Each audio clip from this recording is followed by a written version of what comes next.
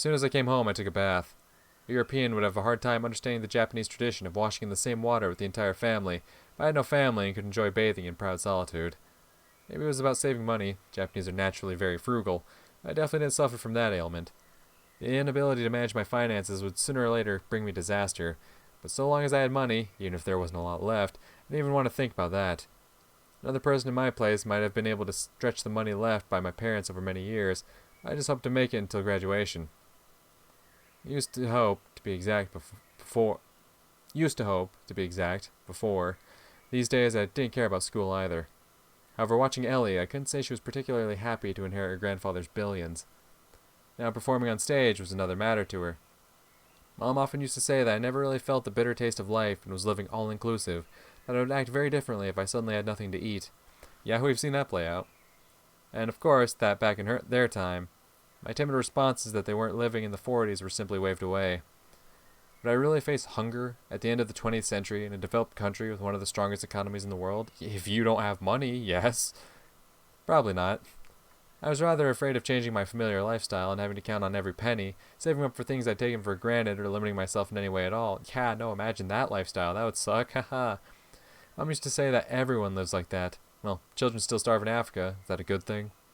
And why was it that if everyone jumps off a bridge, I can't do the same, but when everyone lives according to their means, meaning poorly, let's be honest, that was normal and worth imitating? I can never understand that. Not when I was 7, not when I was 12, and not even now. Clean, fresh, and fragrant, I was standing in front of the nightclub waiting for Michael. I felt as if I had lost 100 years of dirt, sweat, and negativity. I'd never felt so renewed. I was ready to move mountains and, if I had to, raise the head office of Kobayashi Corporation to the ground. At the same time, all my confidence was based on my trust in Michael. The same Michael had punched me in the face just yesterday. As if you didn't start that. As if you didn't swing on the motherfucker first. I can't believe he punched me after I tried twice to fucking, first I tried to shove him off my porch, and second I tried to swing on him. Like, wow, I'm one asshole. He punched me in the face in retaliation. Yeah, no, can't trust the guy. I was quite successful ignoring this logical mismatch, which in itself was weird. I was the most sociable person in the world, was even less easy to influence by suggestion, and rarely listened to people's advice at all. I usually didn't even hear it, letting it glance off my mind. Then came Michael with his vague offers of help. And speak of the devil. Hi, have you been waiting long? I just got here. I unwillingly snapped in response. Is everything alright? Everything's great. I'm dying to hear your plan. He slowly looked around and made sure that there was nobody in close proximity and said quietly, I had to put pressure on some people, but I got the information we need. Put pressure? Mike, we're high schoolers, for fuck's sake. This isn't a James Bond movie. Michael frowned but continued in the same calm tone. My father worked with Kobayashi Corporation for a reason. Okay, sorry, I'm listening. Lately. Suddenly he went quiet and knit his eyebrows. There she is. Zed Fields were indeed approaching us. Ellie noticed me, frowned, and said something to the other members of the band and came up to us. What are you doing here? We need to talk. By the way, this is Michael. I told you I'd call if I learned anything. She said with irritation, ignoring my introduction to Michael as if it wasn't even there. Sorry, Kobayashi-san, but we can't wait. And how's that? I looked at Michael up and down with clear contempt in her eyes. Michael, Nick and I are in the same class. I'm also concerned about Catherine Winter's fate. Ah, I see. She smirked and her eyes flashed. I already said everything yesterday and I have nothing to add just yet. Kobayashi-san, we have good reason to believe your grandfather's company was involved in the kidnapping of Ms. Winters. What's he going on about? Ellie addressed me. Michael's Japanese wasn't perfect, and when he switched to Keigo, his speech sounded pretty funny. Ellie-san, I'm positive that you can help us, he said with clear irritation. I guess I never really noticed how Michael talked to girls. Yeah, that's true. You haven't seen his attempt at talking to women yet in this route, have you? Maybe his showy seriousness with me was just an attempt to look like an alpha male. I don't know anything about my grandfather's business. If I did, I would have told you already. Do you really think I'm all over the corporation? Really? You're sure enough from Kobayashi Jun's only heir. Like I care about his inheritance. I waved his words away with a very elegant, even aristocratic gesture. Perhaps you'll change your opinion after you see this. Michael rummaged through his bag and took out a few photos. Are these photos of me on stage? You think you're the first clever... She looked at the photos and her expression changed. How do you have this? Ellie's terrified eyes were shifting from him to me. Then she looked at the photographs again and tore them into pieces with trembling hands. The originals are kept in a secure place. Yo, Michael, hey. God damn. I don't know what pictures you have, but blackmail? Fuck, dude. Also, what were they of her nude? You fucking, like, fucking... Oh.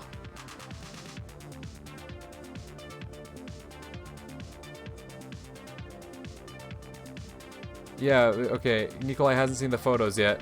I'm like, what the fuck? That's despicable.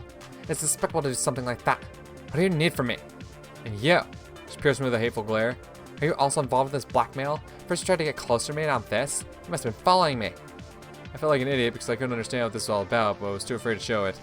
After all, Michael managed to find some approach to her, and even though I couldn't yet understand what was going on, in the end I had to just cowardly look away. Kobayashi-san, these photos don't have to end up in the newspapers. All you need to do is get information about Catherine Winters from your grandfather. What if it has nothing to do with it? What if your Catherine just hit the sauce, fell into the sea, and drowned? In that case, I'm sure you'd be able to prove it. Ellie lowered her head, long hair covering her face. Bastards. She clenched her teeth. You're all bastards. I can't do anything except leech off of others' suffering. What have I done to you? I'm just trying to live my life. Is that really enough to... Everyone makes mistakes. My mistakes studied under a microscope. Others have to live their whole lives just about killing people. Nobody cares. I was whipping, but didn't seem to even notice. Bastards. I honestly do feel bad for Ellie, because, like, in every route, she gets fucked over in some way. It wasn't touched on in Himitsu's route, but it was kind of hinted at. Because fucking Nikolai said something about issues with because he runs into her on the rooftop and has like this weird conversation about family where she's very vague about shit. And it kind of is implied that something happened specifically from her grandfather, but we never really know what. But it's obvious something happened to her and she got fucked over in some way, shape, or form. And then obviously Kagome's route, we know how she got fucked over there. And then now she's getting fucking blackmailed in this route. Like, damn, I can't wait to play her route just so she can have like a fucking happy ending, because goddamn, she deserves it. Like, I may have had some strong opinions of her doing Kagome's route, but like, Jesus, in this route, she was all ready to help out. She was ready to be homies. And we're fucking blackmailing her. I don't know what fucking Michael even has. I'm concerned. Finally, she seemed to catch herself and wiped her tears, looked at her wet sleeve with surprise, and dashed away. It's only time to calm down and think it through with a clear head. What's in the photos? I asked coldly. I felt genuinely sorry for Kobayashi Ellie, and Michael was smiling maliciously, triumphantly, not all like an 18-year-old high school student should smile. Let's put it this way. Kobayashi-san doesn't always refuse the help of illicit substances to relieve stress. You got to be shitting me, show it! Ellie had taken the torn-up photos with her. Yet Michael's expression didn't change at all. He took seemingly exact copies of them out of his bag. In the photos was Kobayashi Ellie, clearly buying drugs from some sketchy character. I was no attorney and didn't know whether these photos would hold up in court. They'd absolutely be enough for the media. The dealer has been arrested and is ready to testify. Michael seemed to have read my mind. How come you have this? I already told you, my father's company works for the Kobayashi Corporation. And more precisely, competes with them in certain markets. I was trying to find something useful in my father's files and stumbled upon these photos. I wants to use them to push the corporation out of a construction project. Fucking hell, Mike, I don't know. I squatted down and grasped my head with my hands. Just half an hour ago, I'd been sure that I'd do anything for Catherine's sake, but now... Ellie's genuine tears made me, at the very least, think twice about it, right? Like... Do I have the right to ruin another person's life for my own happiness? That is a valid question, bud. That is a very valid question. I don't have the answers for you. Nick, I understand your moral dilemma. It's going to be alright. Kobayashi will do what's needed, and no one will ever see these photos again. What about your dad? Will you talk him down too? I smirked bitterly. I can only hope that Kobayashi-jun will be sensible enough. Wait, does your father even know that you have these photos? Michael smiled unnaturally in response. Oh god, I moaned. Mike, I don't know if you're a great strategist or an exceptional idiot. You'll have the time to thank me later. Michael looked triumphant, as if he had already found Catherine. Listen, I never said Michael was a good person, I just said he was a down homie. Alright? Never said he was a smart man. Never said he was an innocent man. Never said that he wouldn't be able to get up to some fuckery. I simply said he was a down homie. And he is. Maybe to quite the extreme extent, but, he's a homie? I guess. Either way, now we can only wait. Wait for the people from the corporation to come for our heads? Yeah. It's obviously Kobayashi's impulsive, but she isn't stupid. And to me, she looked like a scared girl, first and foremost. Just so you know, logic is the last thing scared girls rely on. That is true.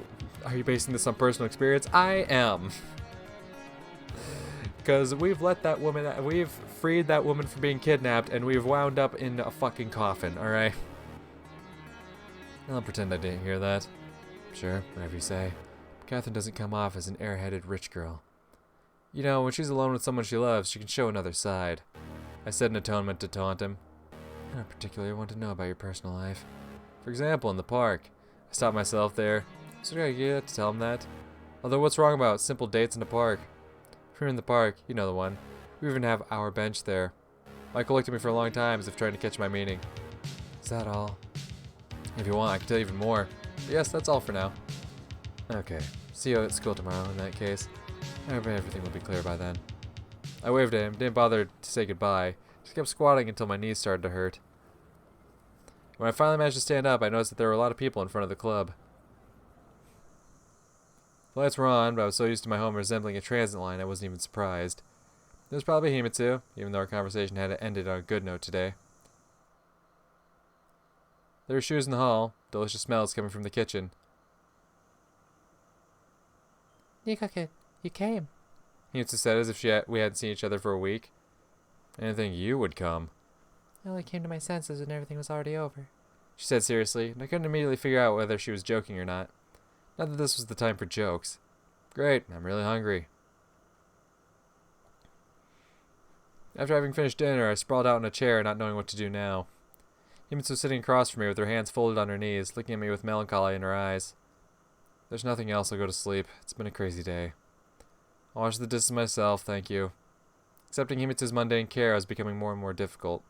I knew full well how inappropriate and illogical my behavior was, but couldn't help it. Besides, I couldn't let that dinner go to waste. Nikko-kun, is that all you wanted to tell me?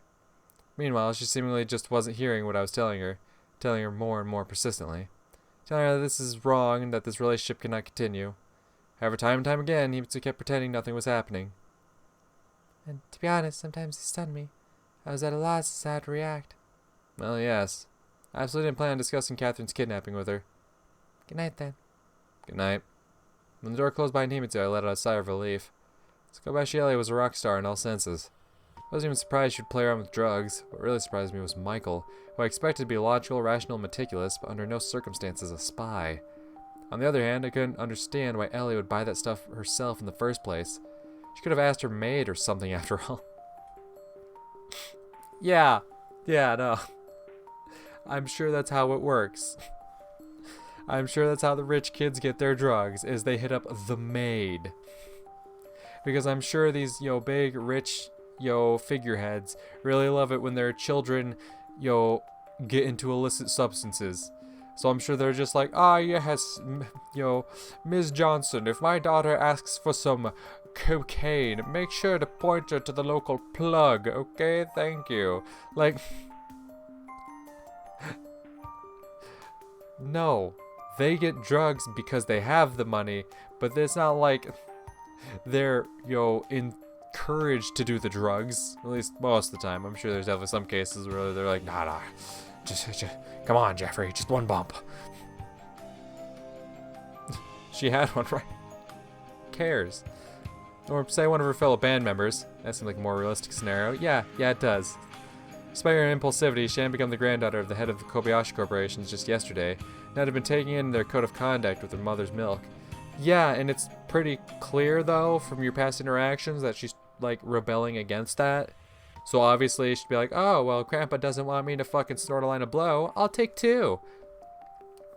Nobody says the powerful in this world are good and innocent like angels. But what they are good at is saving face. Ellie, as she said herself, didn't really care about her inheritance. Apparently those weren't empty words. But I still felt like a bastard for having participated in this blackmail, as you should. Maybe Michael wasn't really planning to go through with his threats, but I couldn't be so sure about his father. Although he wasn't going to blackmail Kobayashi Jun anyway. Michael had just taken advantage of the situation. Then why would he need me? Wouldn't it be easier to do it alone and then show up as the only savior, Catherine's Prince Charming? Probably because he's accepted the fact that Catherine doesn't fucking want him. Yo, he said he had time to think about it, and you realized, yeah, no. If he showed up as Catherine's savior, she'd go running back to Nikolai when she was free, because that's who she actually cares about. His behavior was confusing me, and it was foolish to assume Michael had dragged me into all this simply by oversight. In virtually half a day, my attitude towards him had made a complete circle, from hostility to sympathy to suspicion. Obviously, Michael wasn't on my side. Nobody was on anyone's here. There were only short-term, mutually beneficial alliances. True. I will say he's not so much of a down homie anymore. He has his goals and they aligned.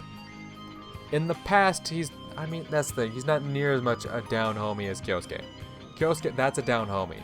That's a homie is just like, he does shit for his friends. And that's nice. Michael, he's like, oh, if our goals happen to align, we could work in tandem to achieve our goal.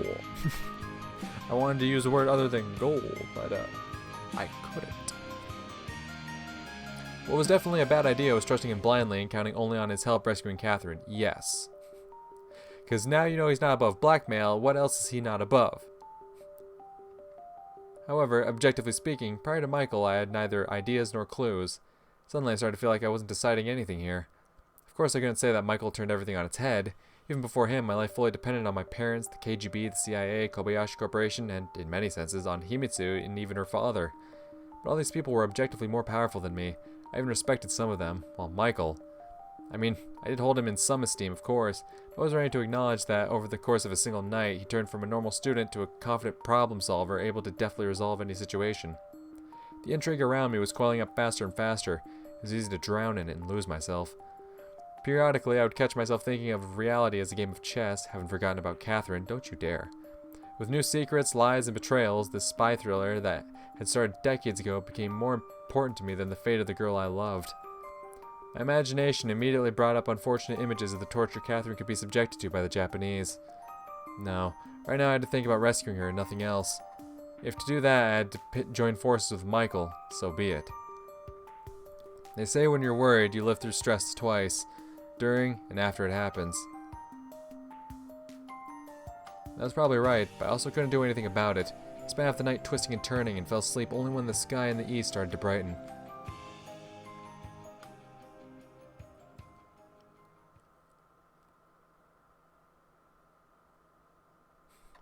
Okay, we're almost to October. Maybe that's going to be the big turning point, is October 1st. The alarm forcefully tore me out of Morpheus's embrace. I remember setting it. Himitsu couldn't have. In any case, Michael was expecting me at school. Luckily, I hadn't overslept, although I didn't have the time for breakfast. The center of attention in my classroom was Kobayashi Ellie, standing almost in its doors and turning her beautiful head left and right, clearly annoyed, waiting for someone. Aha! She exclaimed when I came closer. As if on command, dozens of eyes stared at me. Not here. I walked over to her, grabbed her by the arm, and took her away from the classroom. Ellie didn't resist. We went to the roof, and it was only there that I let her go, noting in my head how comical the situation was. This wasn't the time for sitcoms. Right now, Ellie was the only person who could help me. Sorry I did that. We shouldn't be seen together any more than necessary. It'll be safer. Catherine. Catherine Spafford, I didn't ask you to drag me into your drama. Now with those photos. She grew embarrassed. It's clear she found it difficult to talk about the drugs. I didn't think you were like this. We're friends. Even calling us acquaintances would be a stretch, but for some reason those words really got to me. You've done the same in that place. Not to mention it's all your grandfather's fault. Ah, yes, of course. Ellie flung her hands up and turned away. Am I wrong? Maybe you aren't. You want to tell me something? I talk to my grandfather. You must understand that I don't discuss kidnappings with him every day, or any kind of similar topic. How do you even know? What if it's all a misunderstanding? You were the one who heard him talking on the phone. I did, sure, but... She closed her eyes and let out a deep sigh. And sure, I had to really press him and even compromise on some stuff to get the information you need. Hope it wasn't too inconvenient for you. I said caustically, but Ellie didn't seem to notice the sarcasm. Well, you know, I had to agree to... Don't. I really don't care. Huh? Really, you'd care about my life. Even if you don't care, I had to lie through my teeth. And she's my friend, and I'm really worried and can't sleep over it. I don't doubt you can improvise. She pouted, the expression making her look very cute. Then grandfather said your Catherine was kidnapped by Japanese intelligence.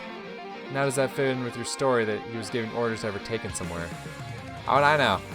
Ellie was definitely telling the truth, or at least her retelling of grandfather's words. Get off my back now? If it was only about me. I stopped myself. Even I didn't agree with Michael on everything. Tugging the rope in a different direction was a bad idea. Thanks for trying. This isn't the Olympics, and you aren't getting anything for participation. All that matters is the result, which in this case is Catherine's release. And what if my grandpa has nothing to do with it? What else can I do? Are you going to destroy my life even if I can't help you at all? She shouted. Well, for starters, nobody made you take drugs. I want to use a stronger word, but restrain myself. You really aren't any different from the rest. All anyone wants from me is money. But I don't want your money. Money, influence, power, what's the difference? Call it whatever you want, it's the same thing. At least I don't have any ulterior motives. You probably believe that too. Ellie smirked sadly. What about your friend? How much do you trust him, Michael? Started talking but stopped short. How the hell would I make excuses to her? This girl was just playing on my sense of guilt, and even if she's right, Catherine's life was still more important to me than Kobayashi Ellie's morals. Michael's worried about Catherine too. Anyway, I've done everything I could, she said angrily, crossed her arms over her chest and turned away from me, clearly indicating that she wasn't going to back down. Yeah, I clearly lacked confidence without Michael. I was starting to regret that I hadn't brought him with me. This was about Katya. I didn't want him to be the one to save her in the end. I think you really want to help, but you don't know how. Want? Do I have a choice? There's always a choice. Yeah, then why don't you all get the fuck out of my life? The more I looked at her, the more I recognized myself in her. Yeah, that's fair. All these people constantly trying to come to you, demanding you for something you just don't have, asking you to do things you just can't do. Like, yeah. And that realization made all my anger somehow disappear. Why do you think I could get anything out of Grandpa? Even if he's the one to blame, you won't agree to release your friend, then what? Should I throw a tantrum in his office? Anything he does for a reason. I don't know what she got herself into. I wouldn't want to be in her place right now. I'm not justifying his actions, but... I seemed to run out of steam and exhausted, sat on the bench. Imagine someone came to you and threatened to ruin your life if you didn't climb Mount Everest. It's possible, but unlikely. Nobody's asking you to climb... Although I had to admit that Ellie was mostly right. She made an attempt and was shot down. Not even. She did give me some new information. The Japanese Secret Service had Catherine. I found that hard to believe at first, but the idea that Catherine had been taken by the corporation was relying on Ellie's words too. Did he tell you anything else? I barely got even that out of him. If you only knew what I had to promise for it.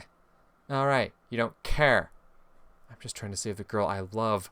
Believe me, I'd be glad if I could do it another way. But whatever it is, I'd do anything to save Catherine. You're not a knight in a fairy tale. She suddenly laughed. What? We're not in a book where everything the protagonist does goes towards one purpose, saving the princess, where even the villains are there for the reader's entertainment. In real life, I couldn't care less about the princess's fate. Had Anna Karenina jumped under that train at the start of the story, there wouldn't have been a novel. And you know what? I would want to read a novel with you in it. Yeah, no, who would want to read a novel with Nikolai in it? That'd be, yeah, no, a shitty book. Anyway, I looked at Ellie in shock. What, do you think I can only play guitar? As long as you have... Oh, there's him saying that. As long as you have Catherine, we have the photos, remember. I sent a stuttering voice and headed for the exit, my face burning.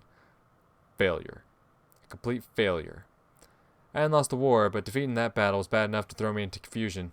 Right now I had to discuss our following plan of action with Michael.